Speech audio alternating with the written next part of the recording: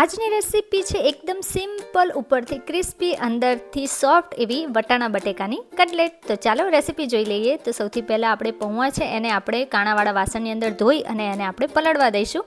હવે એક વાસણની અંદર બાફેલા બટેકા છે એને આ રીતે છીણી લેવાના છે, અથવા તમે એને મેશર વડે મેશ પણ કરી શકો છો.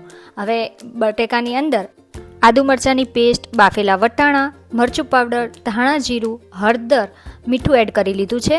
ત્યારબાદ ઉપરથી આપણે અહીંયા ચાટ મસાલો, આમચૂર પાવડર અને ગરમ મસાલો થોડો એડ કરી લીધો છે. હવે જે આપણે પલાળીને રાખ્યા હતા પૌવા એ એડ કરી લેવાના છે અને થોડા બ્રેડ ક્રમ્સ એડ કરી લઈશું. હવે આ બધું મિશ્રણ છે એને એકદમ સારી રીતે મિક્સ કરી એકદમ સોફ્ટ એવો માવો રેડી કરી લેવાનો છે, જે આપણે કટલેટમાં જ વપરાશે. તો હવે અહીંયા હથેળીમાં થોડું તેલ લગાડી દઈશું અને ત્યારબાદ થોડો એક લુવા જેટલો લઈ એને આપણે આ રીતે દબાવતા જઈ અને કટલેટનો શેપ આપી દઈશું. અહીંયા મેં રાઉન્ડ શેપ આપ્યો છે, તમે હાર્ટ શેપ પણ આપી શકો છો. તો અહીંયા આપણી બધી કટલેટ છે એ રેડી થઈ ગઈ છે.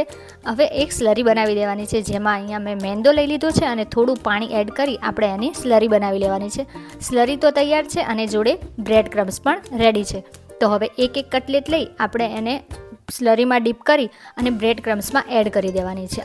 અને આ રીતના આપણે વાટકાને હલાવી બ્રેડ ક્રમ્સથી જે કટલેટ છે એને કોટ કરી લઈશું.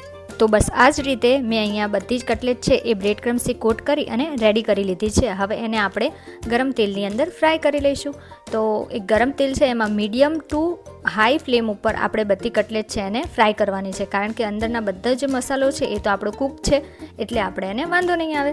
તો હવે અહીંયા જો આ રીતના ઉપરથી ગોલ્ડન કલર જેવો આવે ને એટલે આપણે બધી કટલેટ છે એને ઝારા વડે કાઢી લેવાની છે. તો અમે અહીંયા 2 બેચમાં એને ફ્રાય કરી હતી.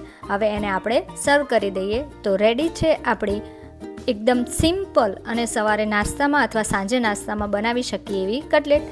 તો કેવી લાગી તમને આજની આ રેસીપી?